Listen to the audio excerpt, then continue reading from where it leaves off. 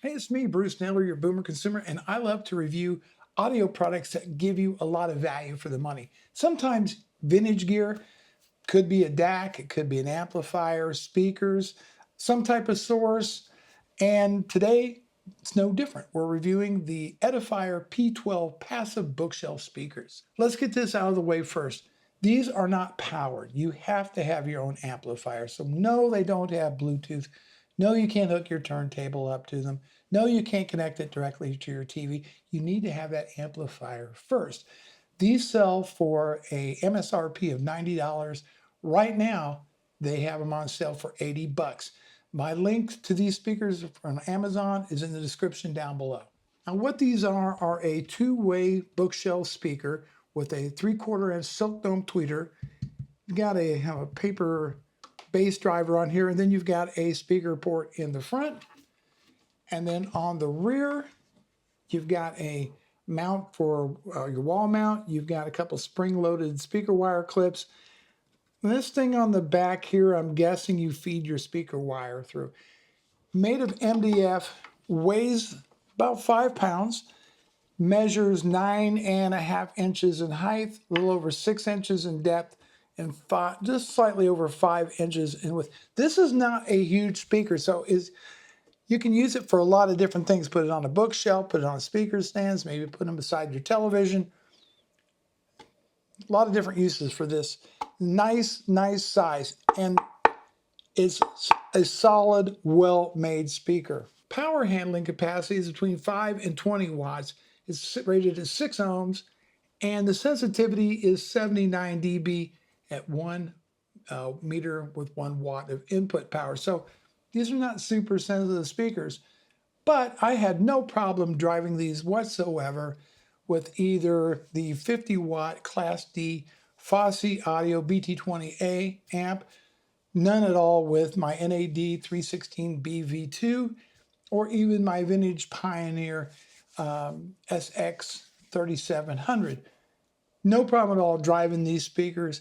They will fill a room with sound, but there are some caveats we need to talk about. Now, when I review a speaker, I try to listen to different types of music, right? And I'm pretty much a classic rock fan. So I started out with listening to Steely Dan's Aja album and the track Deacon Blues. This is what I found. First off, the vocals are fantastic with these speakers, nice and crisp. The bass was a bit on the muddy side and not overly pronounced. You can't expect a lot out of a 4-inch woofer. However, I think these would pair up very nicely with a small, inexpensive subwoofer, maybe around that $200 price range for those. Now, as far as the treble, I found it a little bit north of neutral, just a bit on the warm side, and I found myself backing the treble control down just a smidge. Now, I also turned up bass a bit on there, and that's when I began to notice the bass become a little bit more and more muddy. So you really want to take control of that bass knob on your amplifier if you can. Not that it's terrible by a long shot. It is what it is, a 4-inch woofer. Now, one improvement that I made right away was by a toe-in of the speakers. So I found towing them in somewhere around about 15 to 20 degrees made a huge difference in the soundstage and the imaging of the speakers, but also positioning somewhere between 8 to 12 inches away from the front wall improved the bass quite a bit with these speakers. The next selection was the album Kinda Blue from Miles Davis, recorded in 1959. I think he was in between his quintets at the time. What a trumpeter this man is.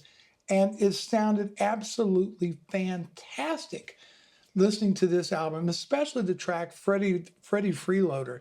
The trumpet was just amazing on that recording. Next, I turned it over to Nora Jones, who I just think is fantastic in about everything she has. And I listened to Come Away With Me. Again, the vocals were so crisp. There was a presence to these that was surprising given the price. Really pleasure to listen to, and never once were these speakers tiring given their price range. It just blew my mind, the kind of value that you can get out of these. Overall, I found myself adjusting the bass just a little bit, but don't go too far because then you're going to introduce some muddiness into these. I found the overall sound to be slightly warm, north of neutral, and the highs and the treble. I won't go so far as to say that it's a bright speaker, say like the Klipsch R41Ms or the R51Ms, but it's certainly in that range of brightness on the treble. You may want to back that down just a smidge. Let's talk about the sound stage for just a minute. And that's one of the things, the sound stage is quite good. I got to look at these through the price tag somewhat. There's compromises that's got to be made to bring the price into affordable level. But the soundstage, that is, did the sound come from behind the speakers maybe a little bit? Was it nice and wide? Yes. Given enough power going into these, it was quite good. What about imaging? Imaging being the ability to pick out where different people are on that soundstage.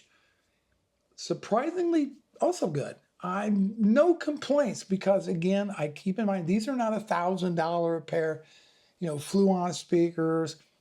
They're not high-end bookshelf speakers. You got to expect certain give and take in these. So I had very low expectations of the soundstage and imaging of these, and I was pleasantly surprised. So as far as the pros are concerned, these have great build quality. They look fantastic. The soundstage and imaging are very good for what you're paying for them. And I didn't find them particularly tiring like many other inexpensive bookshelf speakers. These were very listenable for a long period of time. Now let's talk about what I think could be improved on here. And the first is going to be the bass on here.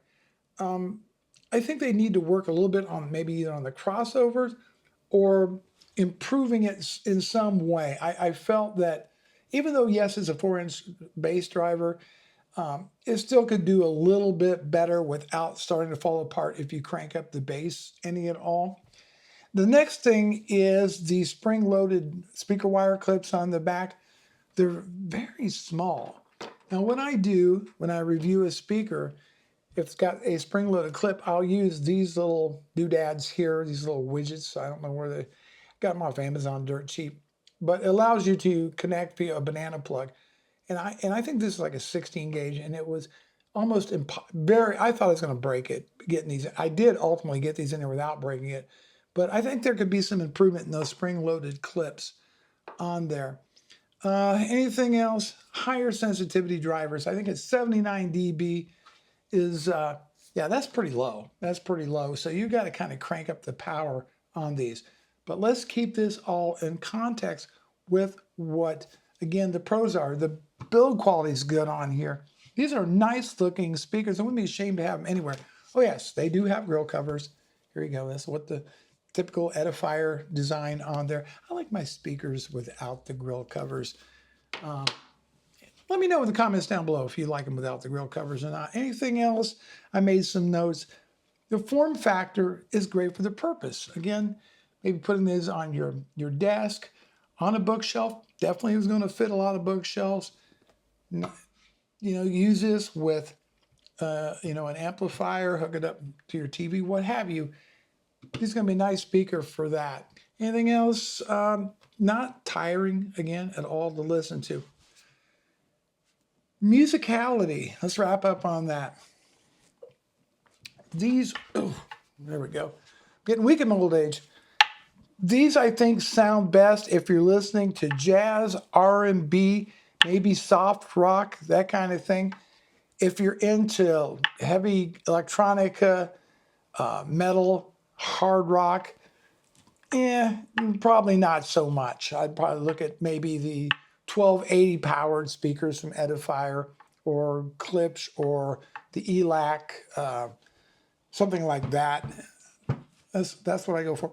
But if you like listening to the jazz, classical, R&B, this is going to be a fantastic little speaker for that. So that's it. That's my review of the Edifier P12 passive bookshelf speakers. Bruce Mailer, your Boomer Consumer. Thanks so much for watching. I'll see you in the next video.